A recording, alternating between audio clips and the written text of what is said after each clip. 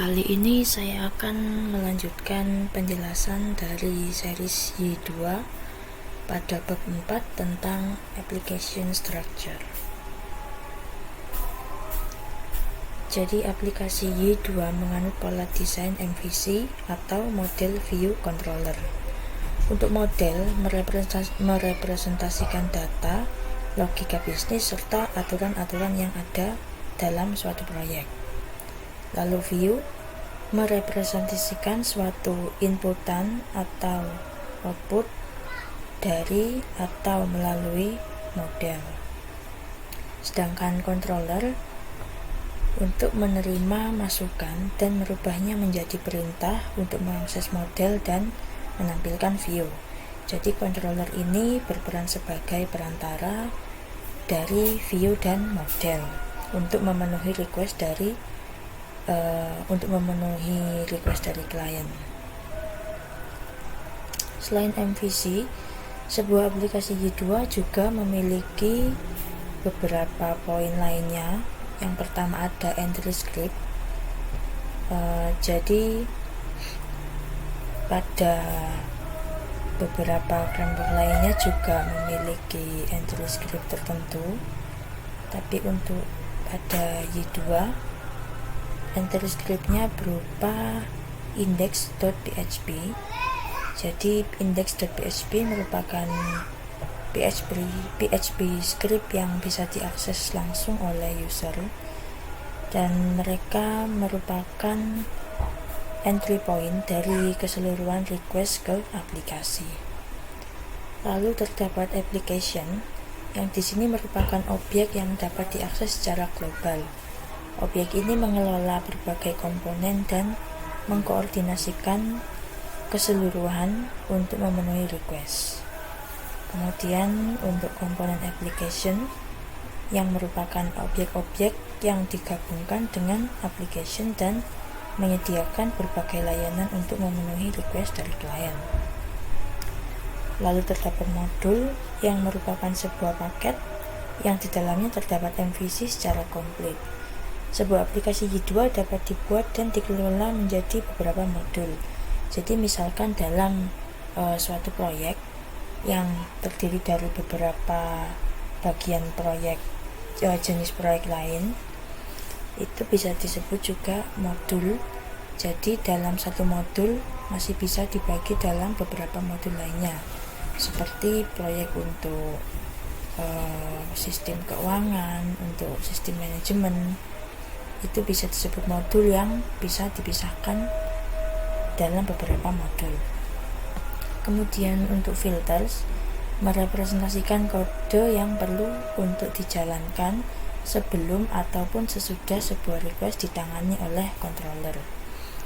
Jadi filter di sini sifatnya untuk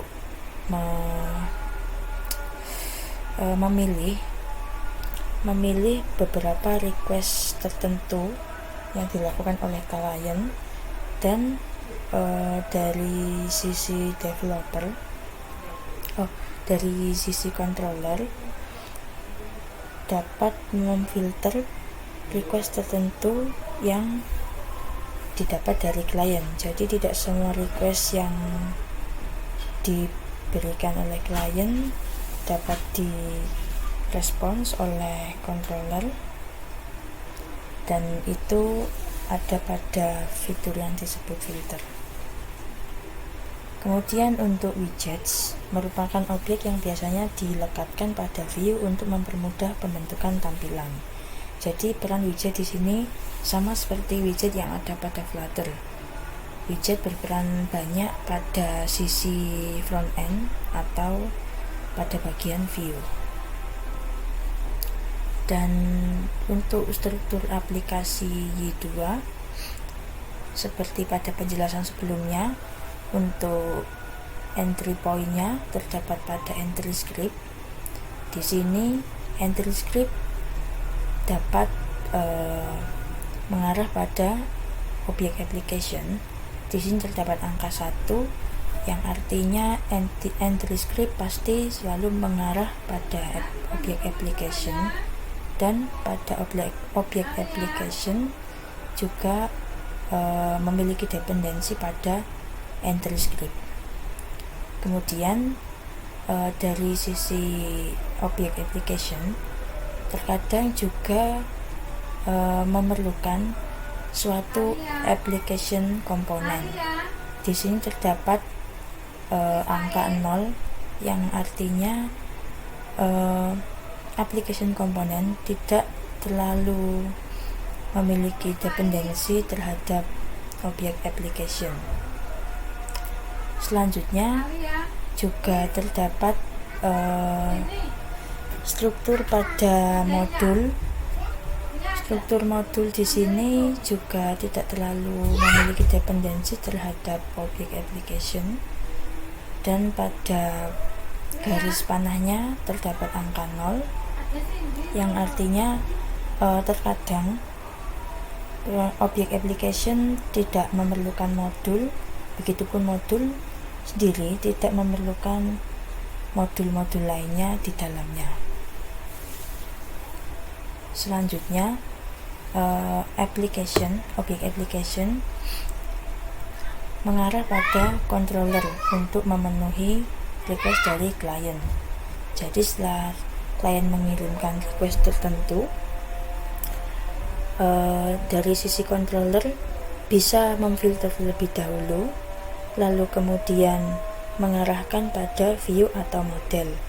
Jika request klien berupa data atau beberapa aturan-aturan bisnis lainnya, controller melakukan requestnya pada bagian model. Sedangkan untuk request klien dari sisi view, di sini pada bagian view memiliki dua bagian lagi turunannya, yaitu bagian widget dan asset bundle. Untuk bagian widget dan asset bundle merupakan komponen yang terkadang juga diperlukan dari sisi view untuk memenuhi request dari klien. Jadi model dan view ini merupakan sesuatu yang biasanya digunakan untuk memenuhi request dari klien dan diteruskan melalui controller sebagai perantaranya. Lalu controller meneruskan pada objek application dan seterusnya hingga dapat merespons request dari klien.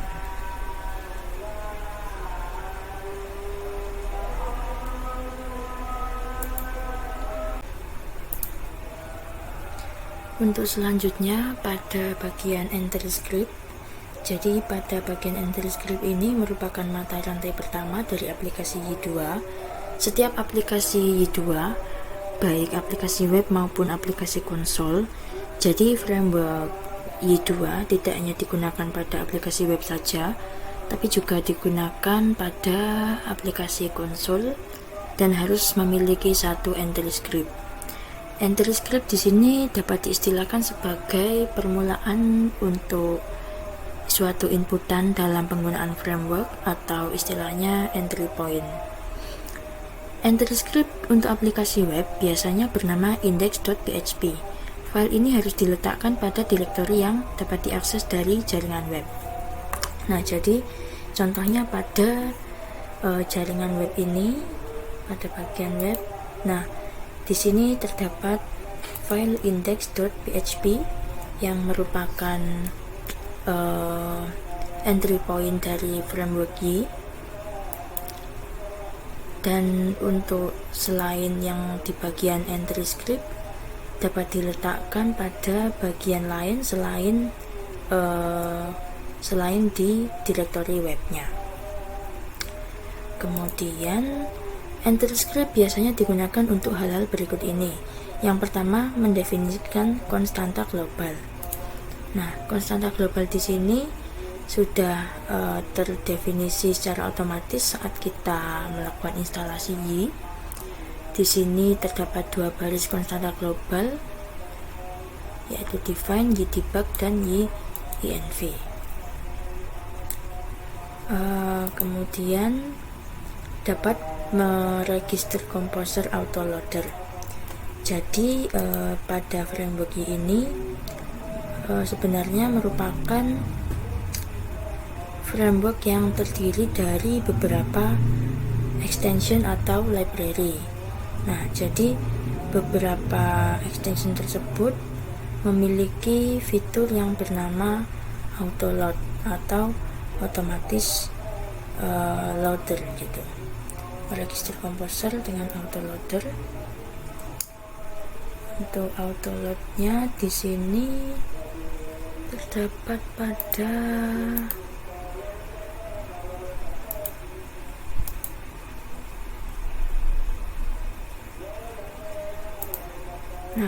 pada bagian vendor.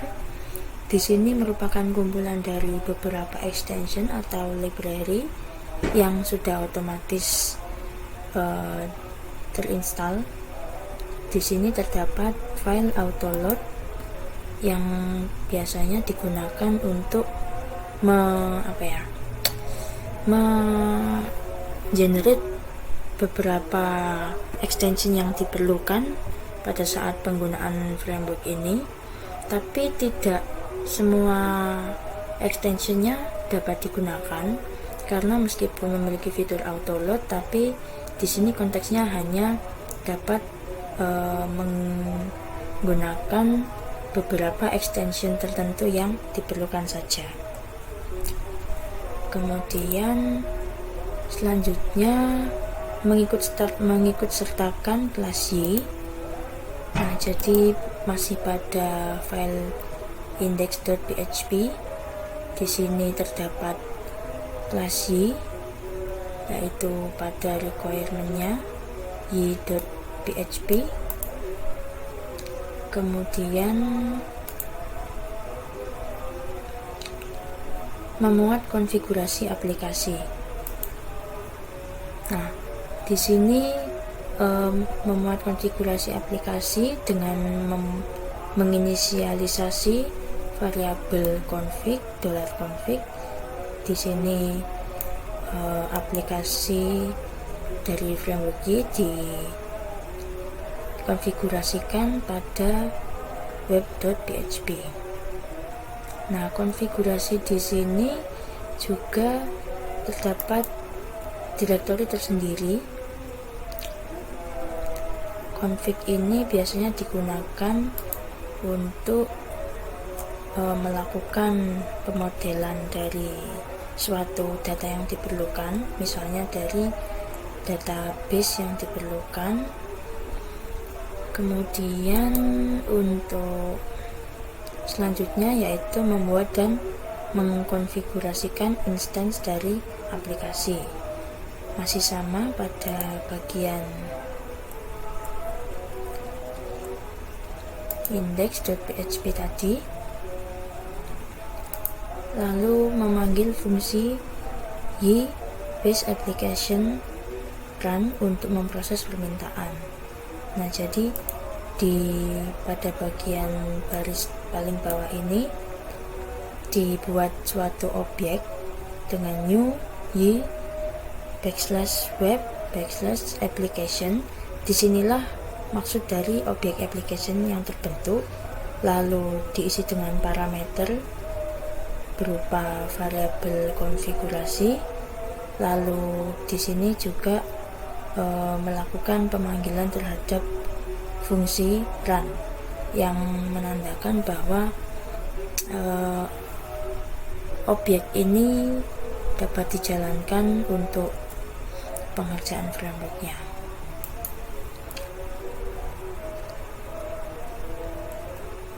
Nah, berikut entry script untuk tampilan pada aplikasi webnya tadi. Kemudian pada application, jadi application merupakan objek yang mengelola keseluruhan struktur dan siklus hidup dari aplikasi Y2. Setiap aplikasi Y2 mempunyai sebuah objek aplikasi yang dibuat di entry script. Objek aplikasi ini dapat diakses secara global melalui /y:2 $app. Konfigurasi dari application juga akan dimuat bersamaan dengan pembuatan application di AngelScript. File konfigurasi untuk basic template defaultnya bernama web.php. Nah, untuk file konfigurasi ini dapat berisi properti, komponen, dan modul yang digunakan oleh aplikasi. Di sini bisa kita lihat untuk objek aplikasi ini. Di sini ditunjukkan bahwa dapat diakses secara global melalui /y app. Kemudian konfigurasinya untuk AngelScript di sini defaultnya bernama web.php. Di sini kita cek untuk yang web.php. Nah, pada bagian config, nah di sini terdapat beberapa config yang sudah di generate otomatis dari framework Y. Di sini pada bagian config menginisialisasi beberapa komponennya seperti ID, bootstrap, kemudian beberapa properti seperti ID, bootstrap, kemudian ada komponen juga, dan di sini juga terdapat properti DB yang mengarahkan pada variabel yang diinisialisasi yaitu $db. $db di sini sudah requirement pada file db.php. Nah, di sini sudah terdapat file db.php yang sudah pernah kita gunakan untuk melakukan konfigurasi penyesuaian dari nama database-nya.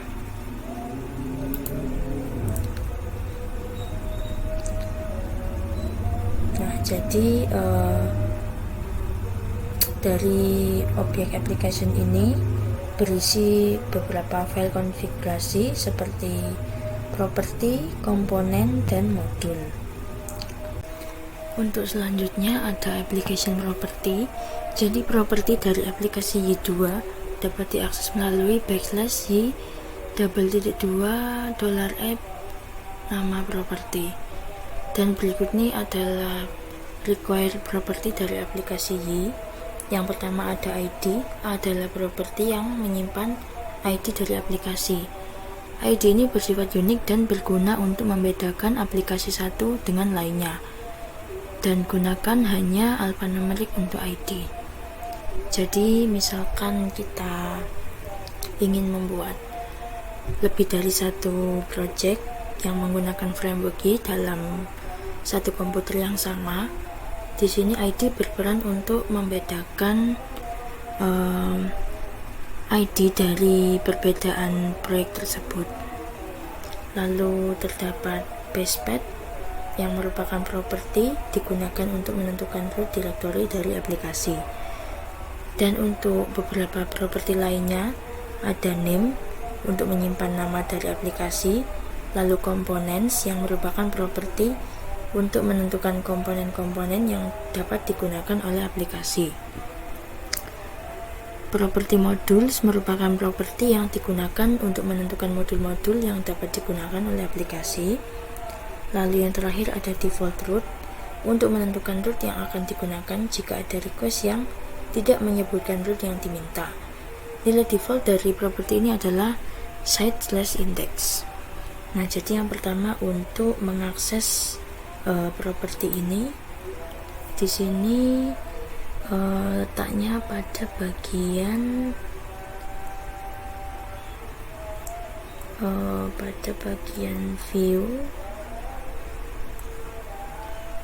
views layout main.php. Nah, di sini terdapat navbar dari propertinya. Di sini ada brand label dengan properti name. Nah, misalkan brand label adalah my application ini. Jadi misalkan kita ingin mengganti dari salah satu navbar ini kita bisa mengakses dari sisi propertinya. Nah, jadi misalkan kita gunakan name, kita tambahkan name pada bagian properti, bagian config.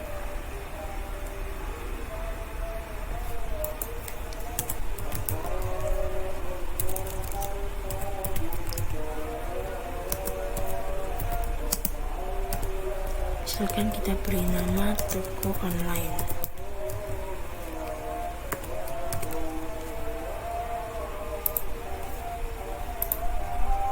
Nah, di sini sudah terganti dengan nama toko online sesuai yang kita generate barusan.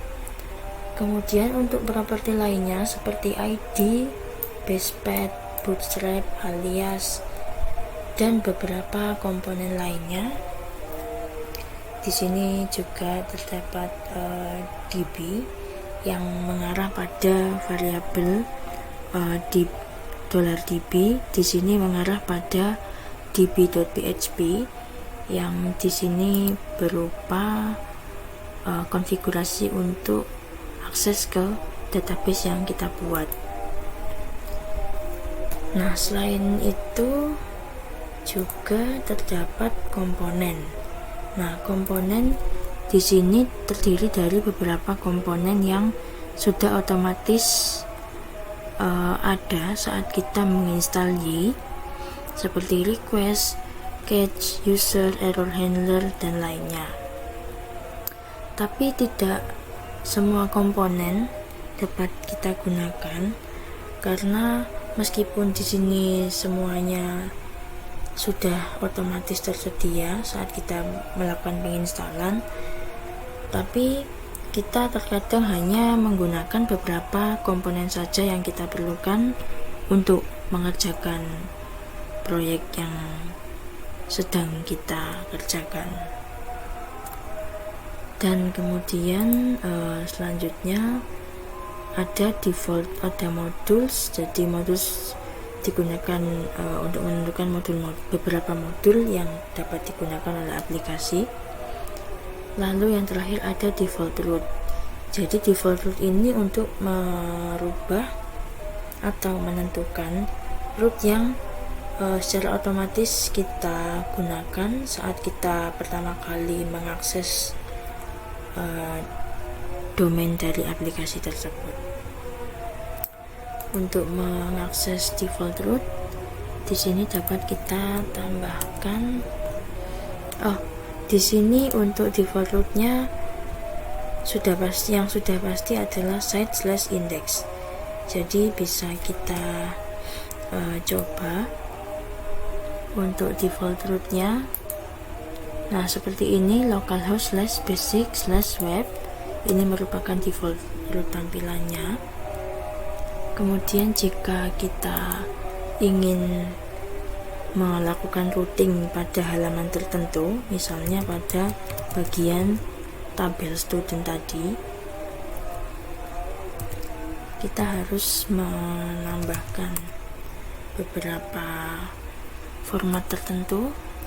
Nah, setelah kita tambahkan ID controller berupa student dan action berupa index, di sini baru kita mengarah pada routing yang halaman lainnya.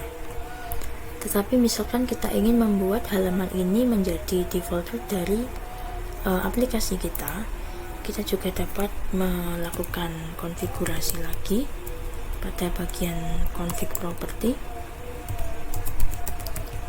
default root, formatnya masih sama.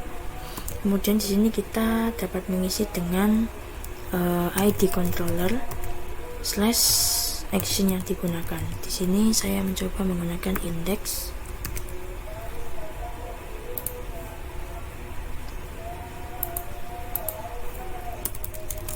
Nah, misalkan kita gunakan default rootnya /basic/web. Nah, di sini otomatis akan mengarah pada bagian halaman student karena kita sudah setting untuk default routingnya pada ID controller student dengan action index.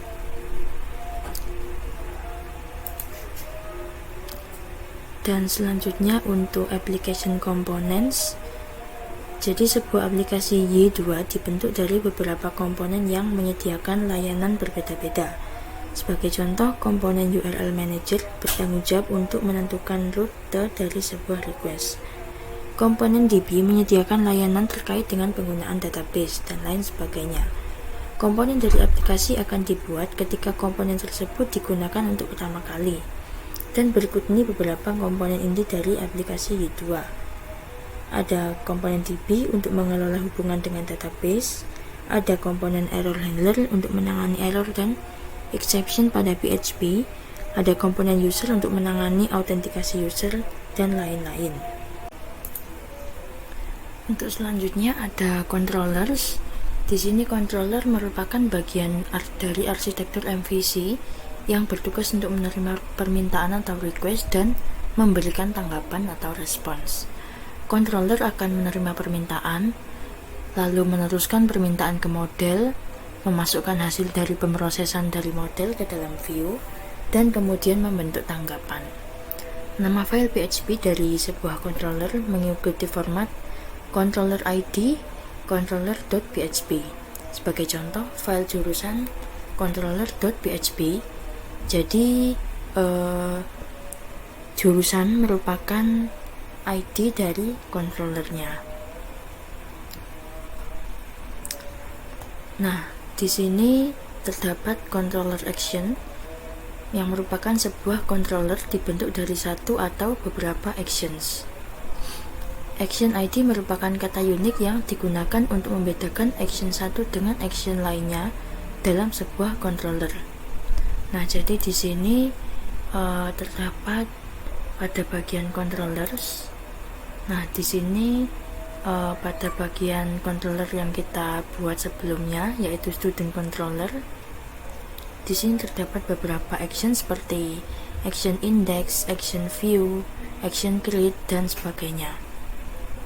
Kemudian seperti action ID ditulis dalam format action ID, seperti contohnya action create. Jadi di sini kita buat controller actionnya dengan nama create. Pengguna dapat mengakses action dari controller menggunakan root dengan format controller ID /action ID. Sebagai contoh, action create dari controller jurusan dapat diakses melalui root jurusan create. Secara default, action index akan dipanggil jika dalam request hanya menyebutkan nama controller saja tanpa nama action. Action default dapat diganti melalui properti default action. Nah, jadi di sini misalkan kita ubah dulu default rootnya.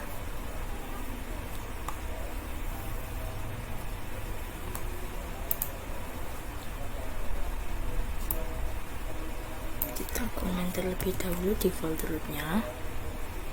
Kemudian pada bagian controller, di sini kita tambahkan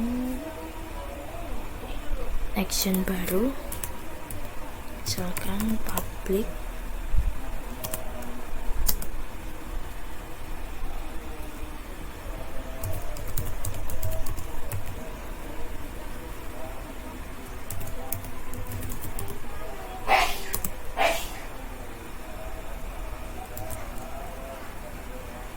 di sini misalkan kita buat create.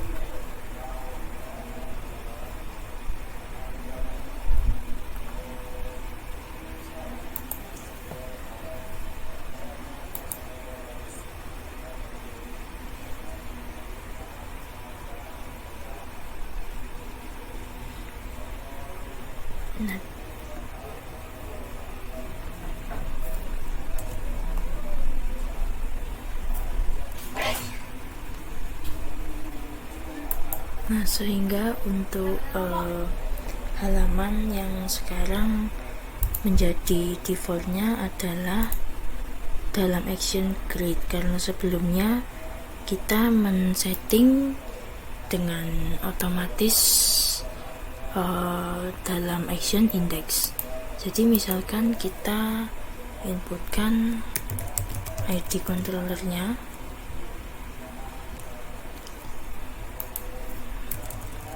tanpa action.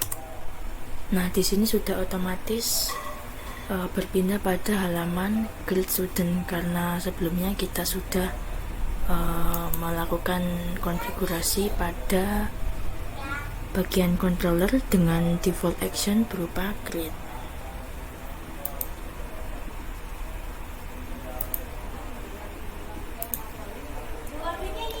Untuk selanjutnya, pada controller best practice, di dalam aplikasi yang didesain dengan baik, sebuah controller biasanya berukuran sangat kecil, dan untuk setiap action hanya berisi beberapa baris kode saja. Secara garis besar dapat disimpulkan bahwa controller dapat mengakses data permintaan atau request seperti HTTP headers, cookies, request, parameter, dan lain-lain. Controller dapat memanggil methods dari model atau dari komponen lain. Controller juga dapat menggunakan views untuk membentuk respons atau output. Seharusnya tidak memproses data permintaan atau request, karena pemrosesan ini harusnya dilakukan dalam models. Dan controller seharusnya tidak mengikut sertakan kode HTML. Kode HTML lebih baik diletakkan pada views. Jadi di sini akses untuk controller memang hanya berisi beberapa baris kode saja, seperti dalam salah satu contoh actionnya. Di sini juga terdapat untuk mengkonfigurasikan request.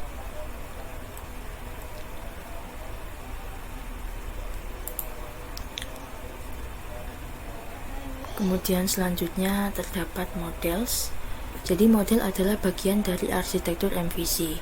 Model adalah objek yang digunakan untuk merepresentasikan data, aturan-aturan, dan logika bisnis. Model dapat dihubungkan dengan tabel di sebuah database ataupun berdiri sendiri. Sebuah model dapat memiliki atribut label, validation rules, dan lain-lain. Atribut merepresentasikan data dalam sebuah model. Model yang dihubungkan dengan tabel di database secara otomatis menjadikan seluruh field dalam tabel tersebut sebagai atributnya. Atribut dapat ditambahkan dengan cara seperti membuat variabel. Atribut dapat diakses secara normal atau seperti mengakses array. Seperti pada gambar ini, di sini terdapat $model tes dengan nama contoh atau $model. Kita tambahkan kurung buka kurung tutup dengan nama tes sama dengan contoh.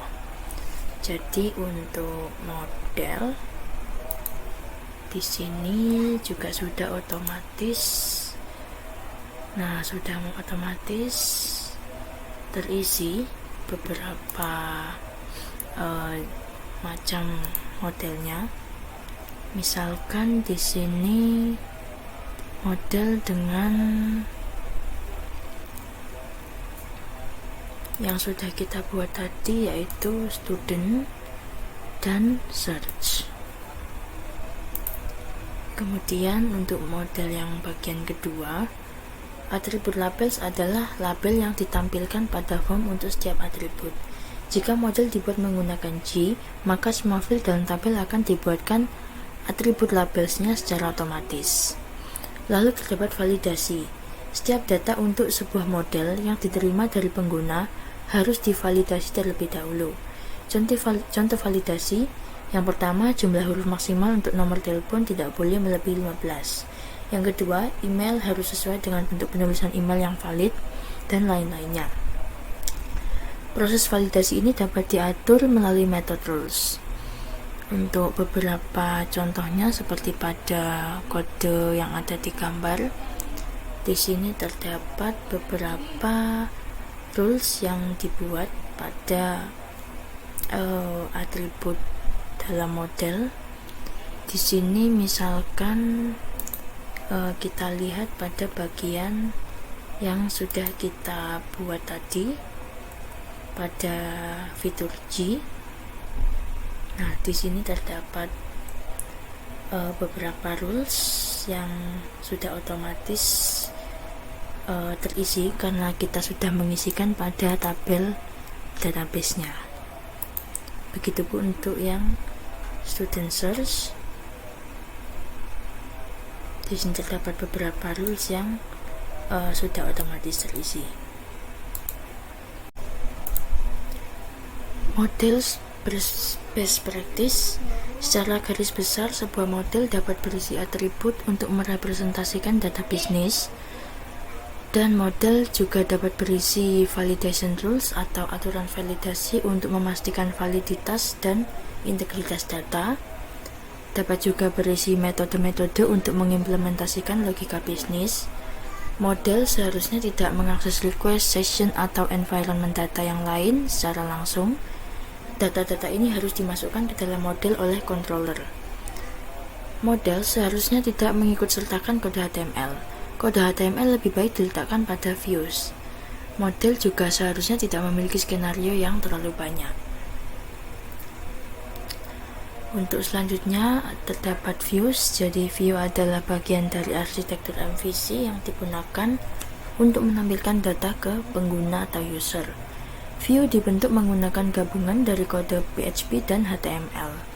Dengan pertimbangan keamanan untuk menghindari cross-site scripting, menerapkan metode pemeriksaan untuk menampilkan data yang dimasukkan oleh pengguna. Yang pertama menggunakan metode encode untuk menampilkan data teks. Yang kedua menggunakan metode HTML purifier plus SS untuk menampilkan data HTML. Nah, di sini pada bagian views.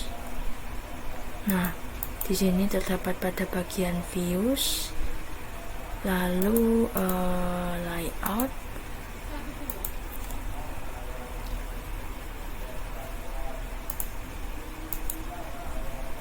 Nah, di sini sesuai dari nama halaman yang kita buat tadi, yaitu halaman student, sudah terdapat beberapa views yang merupakan tampilan dari sisi front end. Ini untuk pada tampilan pada bagian grid, kemudian pada bagian main.php. Di sini terdapat kode HTML dan kode PHP sesuai dengan yang disebutkan sebelumnya.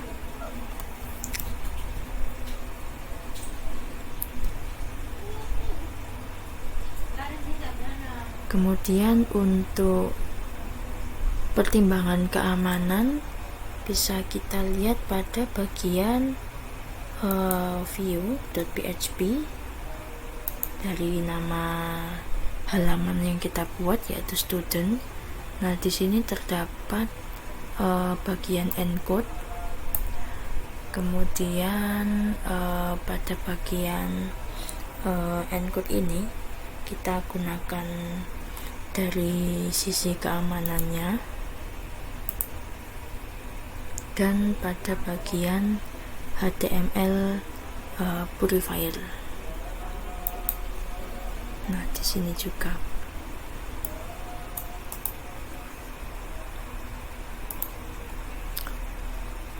Sebuah view dapat dirender atau dipanggil dari controller. Dari controller, sebuah view dapat dipanggil dengan salah satu metode berikut. Yang pertama, menggunakan render, yaitu memanggil view dan menerapkan layout. Yang kedua, dapat menggunakan fungsi render parsial, yaitu memanggil view tanpa layout apapun. Yang ketiga, ada render ajax, yaitu memanggil view tanpa layout dengan mengikut sertakan semua JS dan CSS. Biasa digunakan untuk merespon request ajax. Dan yang terakhir ada fungsi render file dan render content.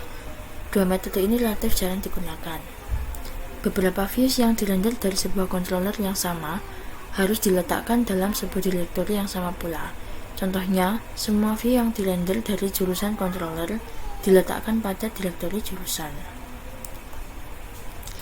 Kemudian selanjutnya untuk layouts. Layout adalah view spesial yang digunakan untuk menampilkan bagian yang sama untuk semua atau beberapa views yang ada pada sebuah aplikasi Y. Secara default terdapat sebuah layout dengan nama main.php. Tampilan umum yang dimunculkan pada setiap halaman dari sebuah aplikasi Y, seperti menu, diletakkan dalam file main.php ini. Nah, ini untuk contoh dari layout main.php. Di sini pada main.php pada bagian views, layout. Nah, dalam terdapat main.php yang isinya seperti ini.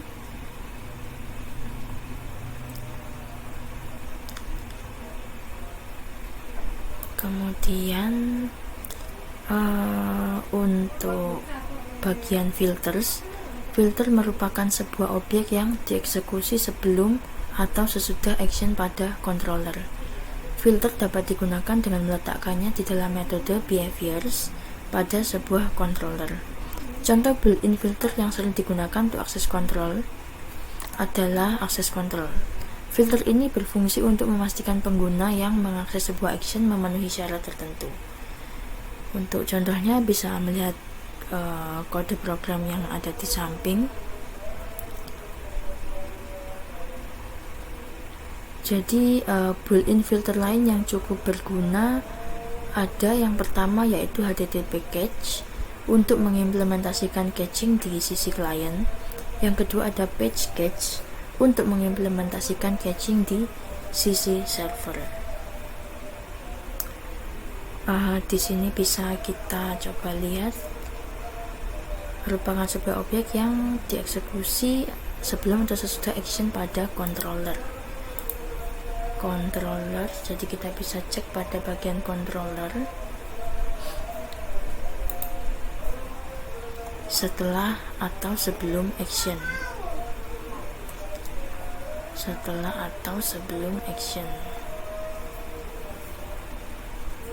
Nah, seperti ini fungsi behavior.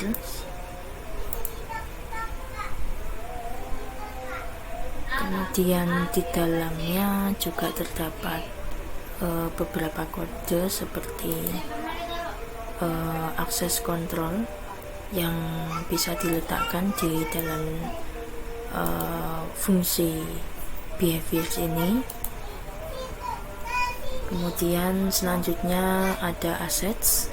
Aset pada aplikasi Y merupakan file yang menjadi referensi dari sebuah halaman web. Contoh pada file CSS atau JS. Untuk dapat digunakan, sebuah aset harus diletakkan pada direktori yang dapat diakses dari internet. Pada aplikasi Y2 direkomendasikan untuk mengelola aset menggunakan aset bundles. Yang pertama ada file .css atau .js, tidak secara langsung diinkludkan dalam view.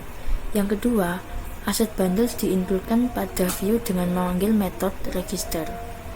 Dengan cara ini, file aset yang asli tidak harus diletakkan pada direktori yang dapat diakses dari jaringan web. Y yang akan mengkopikannya secara otomatis. Dan jika terdapat perubahan pada file aset, misalkan setelah melakukan upgrade, file aset otomatis akan diperbarui. Dengan catatan, widget akan secara otomatis menginkludkan file aset yang dibutuhkannya. Untuk file aset, contohnya seperti pada gambar di samping ini. Jadi misalkan kita ingin melihat file aset, di sini bisa kita cek pada bagian assets, app.asset. Nah, tampilannya seperti ini.